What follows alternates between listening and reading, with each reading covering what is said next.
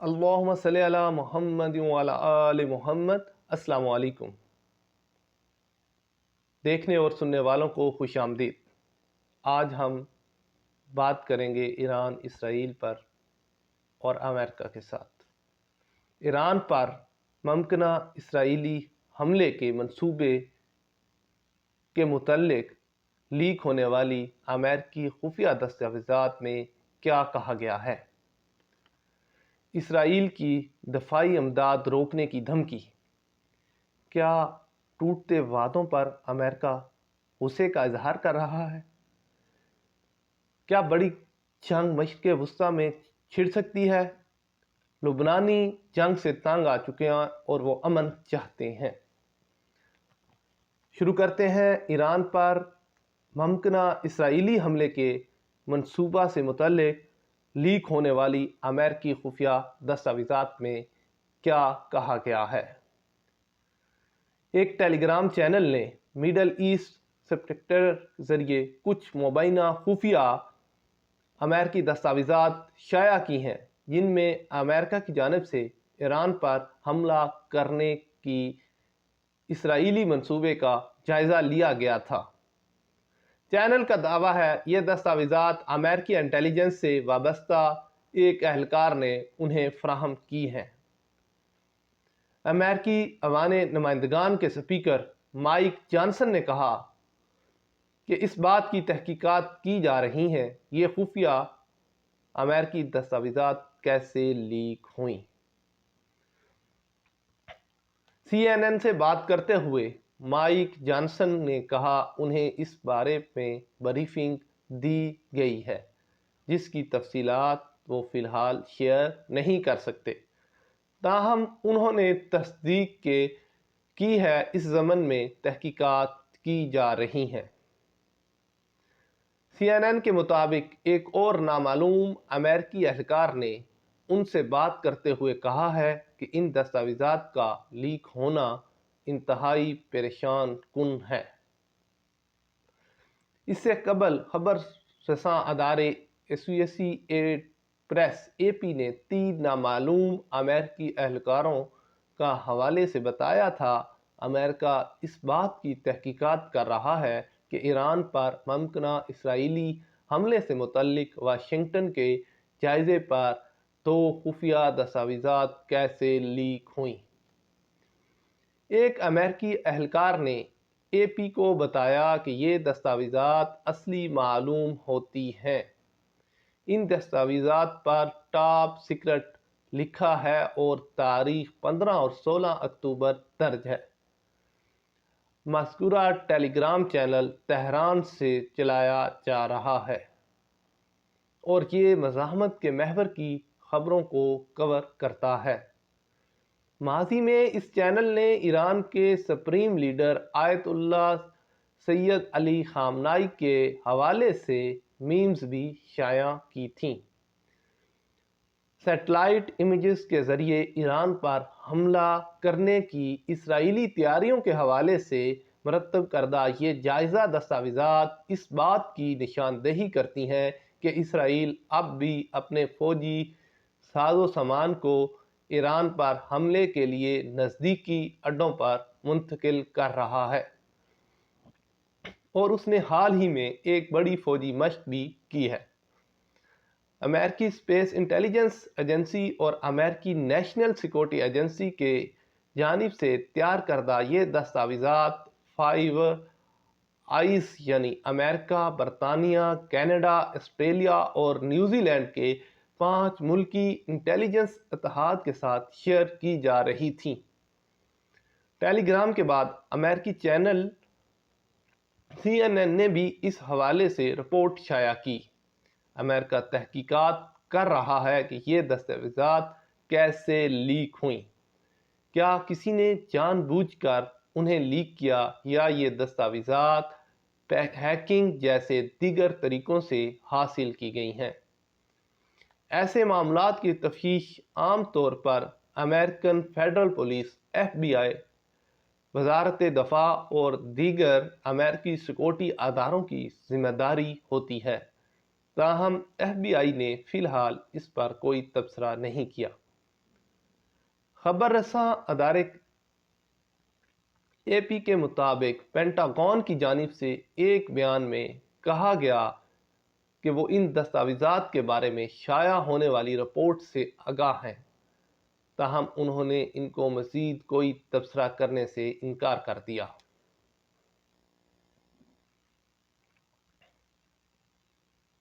اسرائیلی فوج IDF نے بھی اے پی کی جانب سے تبصرہ کرنے کی درخواست کا جواب نہیں دیا، اور BBC سے آزادانہ طور پر ان لیک ہونے والی دستاویزات کی تصدیق نہیں کر سکتا۔ اے پی کے مطابق ان دستاویزات میں سے ایک ایسی دستاویز سے ملتی جلتی ہے جو تقریباً 7 ماہ قبل امریکی اسپیس انٹیلیجنس ایجنسی کے ذریعے لیک ہوئی تھی، اور امریکی ایئر نیشنل گارڈ کے ایک اہلکار نے اسے لیک کرنے کی ذمہ داری قبول کی تھی۔ ایران کی حالیہ میزائل حملے کے بعد اسرائیل نے کہا ہے کہ وہ مناسب وقت پر اور اپنے قومی مفادات کی بنیاد پر اس کا جواب دے گا۔ گزشتہ ہفتے واشنگٹن پوسٹ نے خبر دی تھی کہ نیتن یاہو ایران کی جوہری اور فوجی تنصیبات کی بجائے صرف فوجی مراکز کو نشانہ بنائیں گے۔ اسرائیل کے وزیر دفاع گیلنٹ نے بھی حال ہی میں اس عزم کا اظہار کیا کہ جب اسرائیل کی طرف سے جوابی کارروائی کی جائے گی تو یہ باقاعدہ ہدف بنا کر کی جائے گی اور مہلک بھی ہوگی، اور یہ بھی کہ ایران اس کا اندازہ نہیں کر پائے گا۔ دوسری جانب ایرانی وزیر خارجہ عباس اراغچی نے ایران پر کسی بھی حملے کو ریڈ لائن قرار دیتے ہوئے خبردار کیا کہ تہران اس کا مناسب جواب دے گا۔ ایران کے وزیر خارجہ نے ترکی کے NTV چینل کو بتایا، اسرائیل پر ایران کے میزائل حملے میں صرف فوجی تنصیبات کو نشانہ بنایا گیا۔ ان کا کہنا تھا، مگر اب ہم نے اسرائیل میں اپنے تمام اہداف کی نشاندہی کر لی ہے اور ان پر بھی ایسا ہی حملہ کیا جائے گا۔ ایران کا کہنا ہے اس کے بیلسٹک میزائل حملے اسرائیل کی طرف سے حزب اللہ کے رہنما حسن نصر اللہ اور حماس کے سیاسی رہنما اسماعیل ہنیہ کے قتل کا جواب تھے۔ ایران نے خلیجی عرب ریاستوں کو، جن میں سے بعض کے اسرائیل کے ساتھ سفارتی تعلقات ہیں، خبردار کیا کہ وہ اپنی فضائی حدود کے اسرائیل کے ممکنہ جوابی حملے کے لیے استعمال نہ ہونے دیں۔ اس سے یہ بھی کہا کہ جو بھی ملک ایران پر حملہ کرنے میں اسرائیل کی مدد کرے گا وہ اسے کبھی بھی ایرانی رد عمل کا ہدف سمجھا جائے گا۔ یاد رہے، حماس کے رہنما یحییٰ سنوار ہلاکت کے بعد امریکہ اسرائیل پر زور دے رہا ہے کہ وہ غزہ میں جنگ بندی کی جانب بڑھے۔ امریکہ نے اسرائیل کو خبردار کیا کہ وہ لبنان کے شمال میں فوجی کارروائیوں کو مزید وسعت نہ دے اور وسیع تر علاقائی جنگ کا خطرہ مول نہ لیں، تاہم اسرائیل کی قیادت نے بارہا اس بات پر زور دیا کہ وہ ایران کے میزائل حملے کا جواب ضرور دے گا۔ برلن میں صحافیوں کے اس سوال کہ اسرائیل کب اور کیسے ایران کے میزائل حملوں کا جواب دے گا، امریکی صدر بائیڈن نے کہا، ہاں، مگر انہوں نے مزید وضاحت نہیں کی۔ BBC کے نامہ نگار برائے سکیورٹی امور فرینک گارڈنر کا کہنا ہے، امریکہ میں صدارتی انتخاب نے 4 ہفتوں سے بھی کم وقت بچا ہے۔ ایسی صورتحال میں وائٹ ہاؤس ایرانی تیل کی تنصیبات پر کسی بھی ایسے حملے کا خیر مقدم نہیں کرے گا جس کا اثر تیل کی قیمتوں پر پڑ سکتا ہے، اور نہ ہی وہ مشرق وسطیٰ کی ایک اور جنگ میں گھسیٹنا جانا چاہے گا۔ یاد رہے، ایران نے 1 اکتوبر کو اسرائیل پر تقریباً 200 بیلسٹک میزائل داغے تھے۔ اسرائیلی فوج کے مطابق ان میں سے زیادہ تر فضا میں ہی روک کر تباہ کر دیا گیا تھا۔ اس سے قبل رواں سال اپریل میں شام کے دارالحکومت دمشق میں ایرانی قونصلیٹ پر اسرائیلی حملے کے بعد ایران نے اسرائیل کی جانب ڈرونز اور میزائل داغے تھے۔ اسرائیل کی دفاعی امداد روکنے کی دھمکی کیا ٹوٹتے وعدوں پر امریکہ غصے کا اظہار کر رہا ہے؟ امریکہ کی جانب سے اسرائیل کو لکھے گئے خط کے بعد شمالی غزہ میں گزشتہ 2 ہفتوں میں پہلی مرتبہ امداد داخل ہوئی۔ اس خط میں اسرائیل کے لیے امداد میں اضافہ کرنے یا فوجی امداد ختم کرنے کے لیے 30 روز کا الٹیمیٹم دیا گیا تھا۔ یہ خط بائیڈن انتظامیہ کی جانب سے اسرائیل پر غزہ میں امداد جانے سے روکنے پر کی جانے والی سب سے زیادہ عوامی تنقید ہے۔ اس پر سیکرٹری خارجہ انٹونی بلنکن کا اور وزیر دفاع لائیڈ آسٹن نے دستخط کیے تھے۔ یہ ایک پرائیویٹ مراسلہ تھا جسے کچھ اسرائیلی صحافیوں کی جانب سے لیک کیا گیا تھا۔ اس خطے میں انتہائی مفصل انداز میں امداد کی ترسیل میں حائل اسرائیلی رکاوٹوں کے بارے میں بات کی گئی اور کیسے عام شہریوں کو جبری منتقلی سے 17 لاکھ فلسطینیوں میں امراض کے پھیلاؤ کا خطرہ بڑھ رہا ہے۔ اس خط میں کہا گیا ہے امریکہ نئے مجوزہ قوانین کے حوالے سے بہت فکر مند ہے، جن میں چند مراعات اور استثناء ختم کرنے کی بات کی گئی ہے۔ اس خط میں یہ تفصیل بھی درج ہے کہ امریکی حکومت کو غزہ میں انسانی فلاح و بہبود کی بگڑتی صورتحال سے متعلق گہرے خدشات ہیں، بلکہ اس میں ایک یاد دہانی ہے جو ایک دھمکی بھی ہے کہ امریکی قانون کے مطابق ایسے ممالک کو اسلحے کی ترسیل پر پابندی لگائی جا سکتی ہے جو امریکی امداد کو لوگوں تک پہنچانے میں رکاوٹ بنتے ہیں۔ اسرائیلی وزیر دفاع گیلنٹ نے غزہ میں امداد کی ترسیل کے حوالے سے اسرائیلی حکمت عملی کی بنیاد پر اکتوبر کے حملوں کے 2 روز بعد رکھ دی تھی۔ انہوں نے غزہ کی پٹی کا مکمل محاصرہ کرنے کا اعلان کیا تھا اور کہا تھا کوئی ایندھن یا کھانا اندر لے جانے کی اجازت نہیں دی جائے گی۔ سب کچھ بند کر دیا گیا۔ ہم انسانوں کے روپ میں جانوروں سے لڑ رہے ہیں اور ہم اسی کے مطابق عمل کر رہے ہیں۔ امریکہ کے ساتھ ساتھ دیگر ممالک کے دباؤ نے اسرائیل کو گیلنٹ کی حکمت عملی پر دوبارہ غور کرنے پر مجبور کیا، لیکن غزہ میں کبھی بھی تسلسل کے ساتھ وافر امداد نہیں بھیجی گئی۔ حالیہ ماہ کے دوران پابندیوں کو مزید سخت کر دیا گیا اور شاید یہی وجہ ہے کہ امریکہ کی جانب سے یہ خط لکھا گیا۔ یہ بائیڈن انتظامیہ میں غصے اور شدید برہمی کی طرف اشارہ ہے کہ اسرائیل غزہ میں امداد بھیجنے سے متعلق اپنے وعدوں کو پورا نہیں کر رہا۔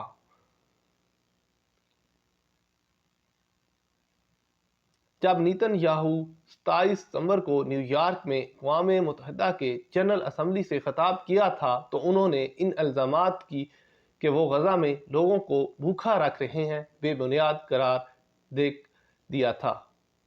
نیتن یاہو کے مطابق یہ الزامات اقوام متحدہ اور اس کے اداروں میں یہود مخالفت نظریات میں تقویت کی جانب اشارہ دے رہے ہیں۔ اسرائیل کا کہنا ہے یہ سب الزامات جھوٹ اور بہتان پر اچھائی کو برائی کے طور پر دکھایا جاتا ہے اور برائی کو اچھائی کے طور پر دکھایا جاتا ہے۔ ہم نے غزہ میں 7 لاکھ ٹن کھانا فراہم کرنے میں مدد کی۔ یہ غزہ میں ہر مرد، عورت اور بچے کے لیے 3000 کیلوریز یومیہ بنتا ہے۔ تاہم امریکی خط میں موجود حقائق ان جذباتی دعووں کے برعکس ہے۔ ان میں سے کچھ اسرائیل کی جانب سے ستمبر میں لگائی گئی پابندیوں کے بارے میں توجہ مرکوز کرواتے ہیں، جبکہ نیو یارک میں نیتن یاہو اس کے برعکس دعوے کر رہے تھے۔ خط میں لکھا ہے کہ غزہ میں داخل ہونے والی امداد ستمبر میں گزشتہ ایک سال کے دوران سب سے کم سطح پر تھی، یعنی 7 اکتوبر کو حماس کے حملے سے پہلے سے امریکہ کو خاص طور پر اسرائیلی حکومت کے ان حالیہ اقدامات پر خدشات ہیں، جن میں کمرشل درآمدات کو روکنا اور 90% انسانی امداد کی شمال سے جنوب کی جانب منتقلی کو ستمبر میں روکنا اور 90% انسانی امداد کو شمال سے جنوب کی جانب اس میں رکاوٹیں ڈالنا بھی شامل ہے۔ امریکہ نے اسرائیل پر بے بنیاد قواعد لاگو کر کے امداد کی ترسیل کی رفتار سست کرنے پر تنقید کی ہے اور متعدد مطالبات بھی کیے ہیں۔ بند لاریوں اور کنٹینرز کے استعمال پر عائد پابندی ہٹائی جائے اور تصدیق شدہ ڈرائیورز کی تعداد کو بڑھا کر 400 کیا جائے۔ اقوام متحدہ کے ادارے یہ بات متعدد بار کہہ چکے ہیں کہ ڈرائیوروں اور لاریوں کی کمی کے باعث غزہ میں امداد لے جانے میں مشکلات پیش آئی ہیں۔ اسرائیل کو سیکورٹی اور کسٹمز چیک پوائنٹس پر تیزی لانے کی ضرورت ہے۔ امداد کے اداروں نے کہا کہ مشکل قواعد کے ذریعے ڈلیوری کا عمل سست ہو جاتا ہے۔ امریکی چاہتے ہیں کہ امداد اشدود کی بندرگاہ سے غزہ کی پٹی میں داخل ہو۔ اشدود ایک جدید اسرائیلی بندرگاہ ہے جہاں کنٹینرز پہنچائے جاتے ہیں اور یہ غزہ کے شمال سے تھوڑی ہی دور ہے۔ جب اسرائیل نے اس امداد کو پہنچانے کے لیے استعمال کرنے سے انکار کیا تو امریکہ نے لگ بھگ $23 کروڑ ایک تیرتی سٹرپ پر خرچ کر دیے، جس کے ذریعے کچھ امداد تو غزہ تک پہنچائی گئی، لیکن یہ منصوبہ خاطر خواہ فرق ڈالنے میں ناکام رہا اور خراب موسم کے باعث ختم کرنا پڑا۔ اسرائیل اردن سے امداد کی ترسیل پر عائد پابندیاں بھی اٹھائے۔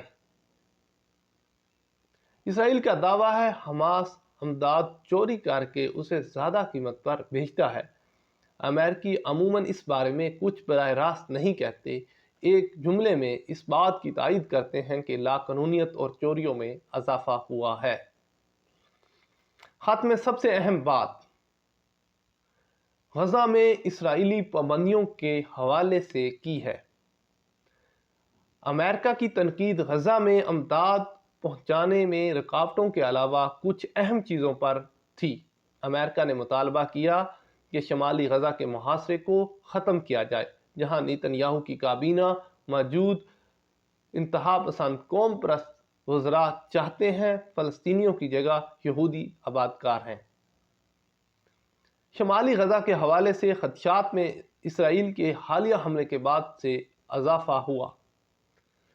فوج کے اقدامات اس منصوبے کے کچھ حصوں سے مشابہت رکھتے ہیں جو ریٹائرڈ افسران کے ایک گروپ کی طرف سے پیش کیا گیا، جس کی سربراہی ریٹائرڈ میجر جنرل گویرا ایلانڈ نے کی تھی، جو اسرائیل کی ایک قومی سلامتی کے سابق مشیر رہ چکے ہیں۔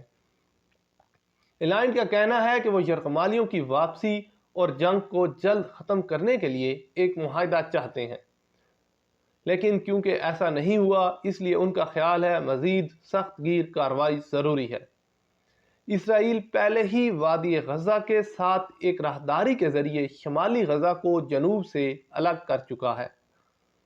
ایلانڈ نے مجھے بتایا کہ ان کا ایک منصوبہ 1 ہفتے سے 10 دن تک انخلاء کے راستے کھولنا تھا، تاکہ شمال میں رہ جانے والے 4 لاکھ یا اس سے زیادہ شہری وہاں سے نکل جائیں، پھر علاقے کو سیل کر دیا جائے اور تمام امدادی سامان کی ترسیل بند کر دی جائے اور اندر رہ جانے والے ہر شخص کو ایک جائز فوجی ہدف سمجھا جائے گا۔